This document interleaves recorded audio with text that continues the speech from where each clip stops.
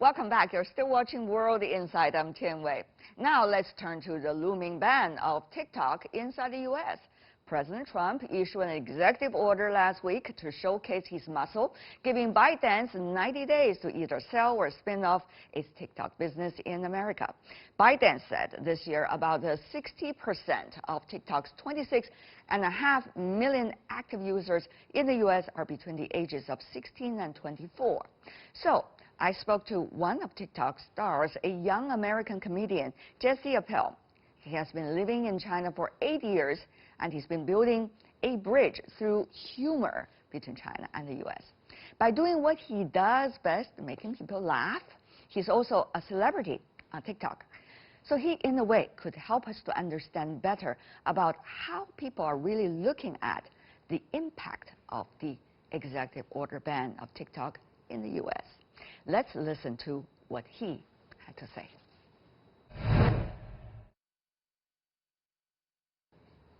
And in Boston, we are joined by Jesse Appell, who is the founder of the U.S.-China Comedy Center. Jesse, good to see you. I know it's good to see you. It's been a long time. Oh my God, it's a long, long time since we last talked. In March, I remember you were doing a funding party for Chinese pandemic relief. I remember. Yeah, it was. It seems months and months and months ago, but there was a time when things were really bad in China and everything was still open here. And I think it was in February I did this show. And that was the last time I went on stage. So I know I did like 300 shows last year. I was on stage basically every day. And then I haven't performed since February, since we were first in hard lockdown, and now it's just a little bit better, but still no theaters open. But it's important to have laughter. Yeah, well, it's kind of hard because it is important to have laughter, and so that's sort of my challenge is, especially in U.S., China, it's been really bad couple of months. And the people who have been suffering have been people like me and like you that have to go across and try to explain to each other what's happening. And so on one hand, I do have plenty of comedy material. On the other hand, I wish I didn't. And I wish I were doing jokes about life in Beijing and readjusting to coming back to China. But I'm still stuck here in Boston. I remember talking to you then. You were putting on a great comedy show talking about how the Chinese are struggling with the pandemic. And you were even using excerpts from TikTok videos just to show how funny things could be even at a time of great challenge.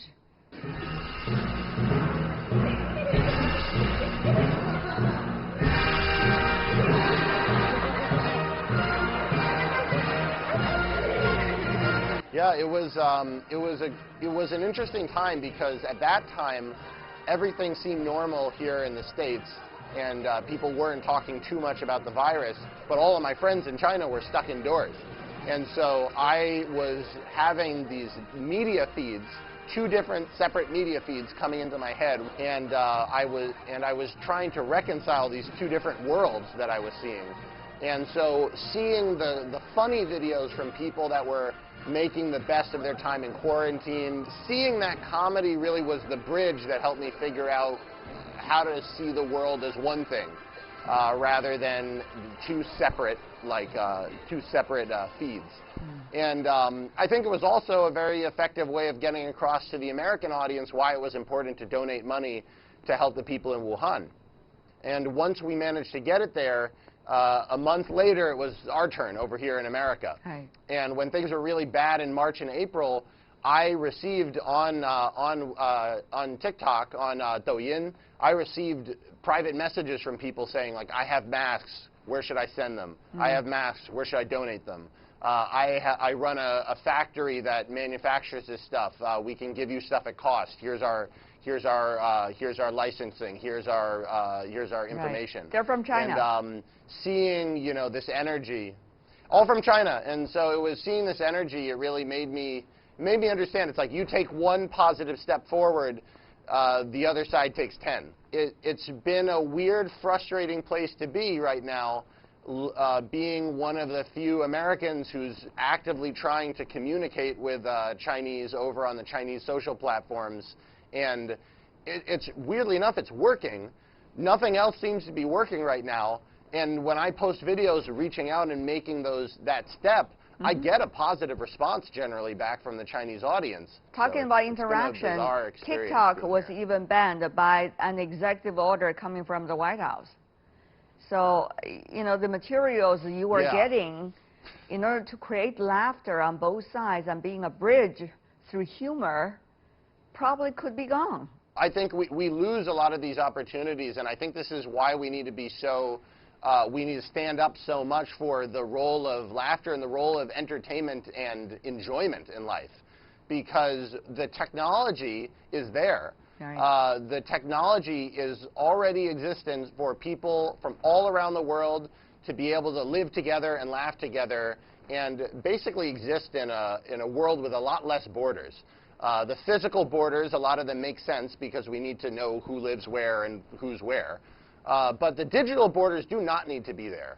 And the digital borders are there, I think, mostly from people that are trying to consider how they can most control society, and not from an angle of how do we bring the most laughter to people, how do we bring the most joy to people, how do we bring the most connection to people. Sometimes just look at the daily development between China and the United States. It's absolutely surreal, some say.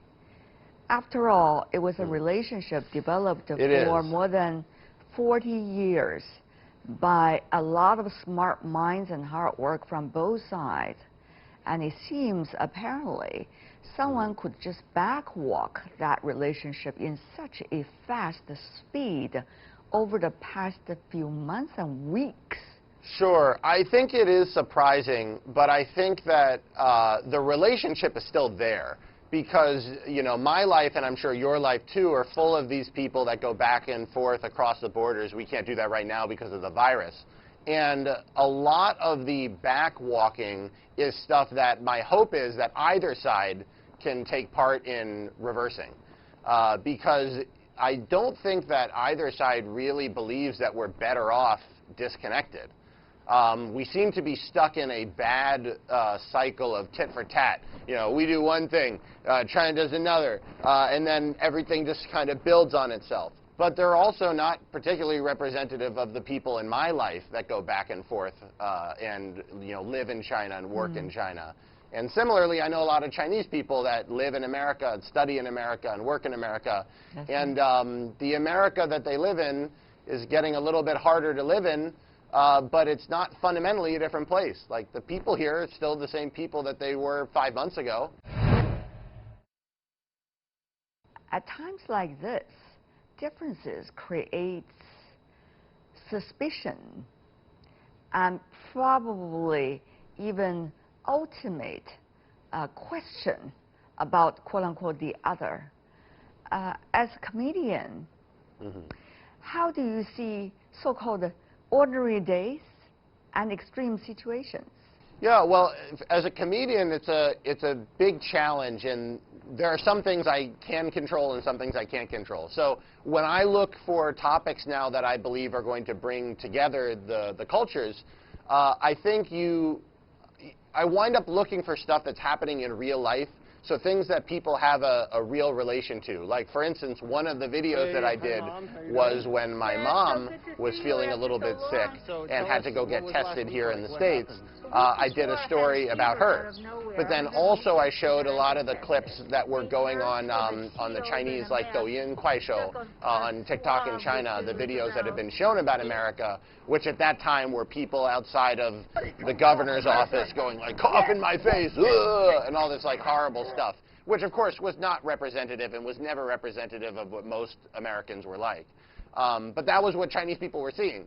And so to be able to take the extreme kind of from the real world, the extreme stuff that has already been captured by the media and is kind of shared everywhere on the internet, and to show that as a juxtaposition against real life, which is my mom getting tested, she was negative, we're all good, that sort of juxtaposition is, I think, very powerful right now, because it reminds people that what regular people are going through around the world is still very similar. And what regular people are dealing with when U.S. and China fight is very similar.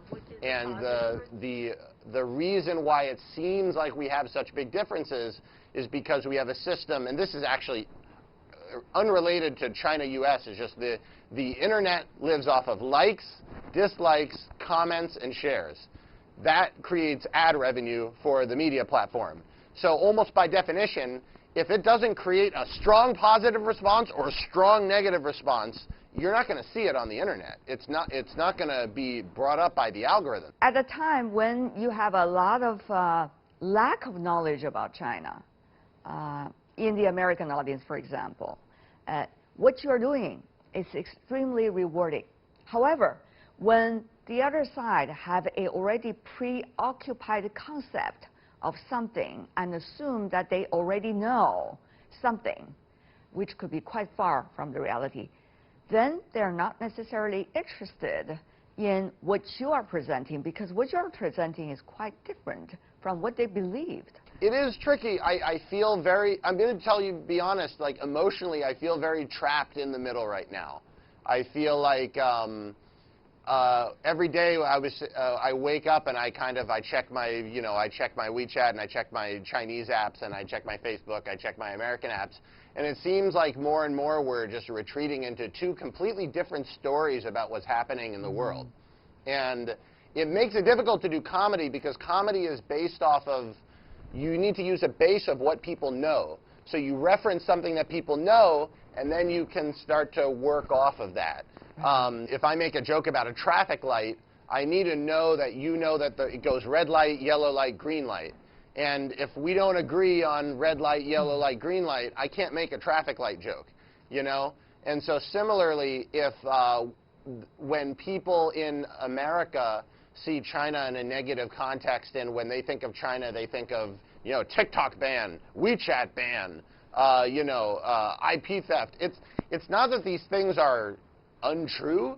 It's just not the whole picture, and it's definitely not the picture of the people that actually have to do the work of communicating. And it's very difficult to explain. It's like, things are challenging here.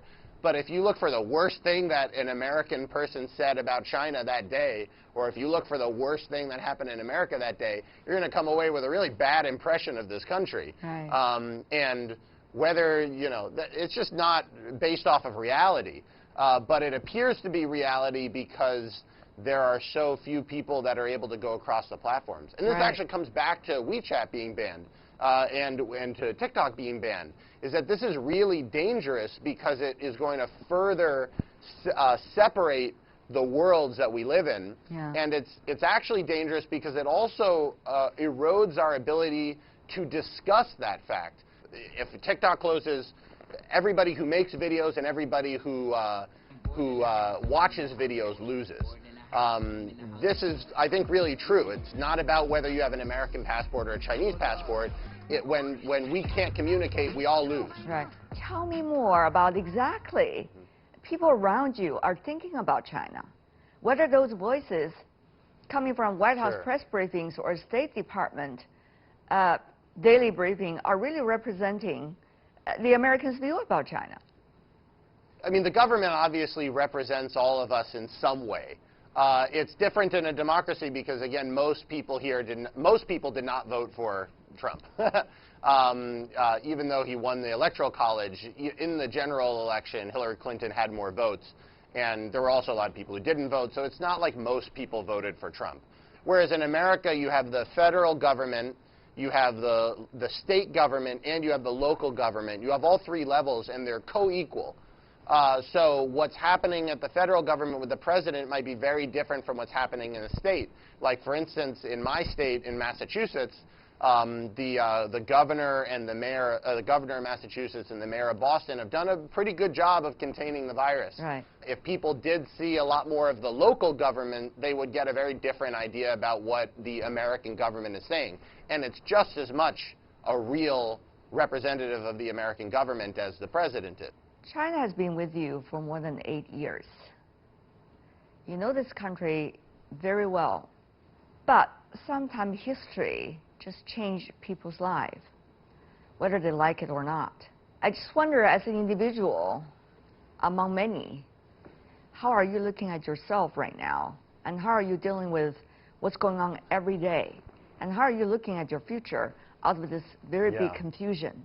Yeah, well, it's been for me personally, it's been a very crazy half year, because my life, you know, and my career was really built on this idea of open communication, of being able to travel back and forth between the countries, of being able to work on multiple platforms, and of being able to live a life in between the cultures. And I feel like a lot of people that are living life in between countries right now are having a lot of trouble. You know, I have thought about, you know, what would I do with my time if I can't get back into China for a year, for 2 years, for 3 years. And I think what I come back to is what I learned from my shifu, Ding Guangquan, other than, of course, than learning xiangsheng, shuoxue, douchang, 怎么表演. That was part of it, but it was also just how you live your life. When he saw people like me that were living abroad in China, he was from China, he saw people like me that were living abroad, and he took us into his family. And that's something that I can do here with the people that are now going through this struggle over in Chinese people who may be here in America who are struggling with living in this country now. So wherever we are, we have the option of deciding how we're going to deal with the problem. Yes. And the best I've come up with is to try to continue living in an open way and to try to find a way to solve these problems. And history changes quickly, but it can change quickly again. So try to maintain an optimistic look at things. Jesse Appell, the founder of U.S.-China Comedy Center, thank you so much, and be well. I hope to see you soon, whether it's in China or elsewhere in the world. Thank you.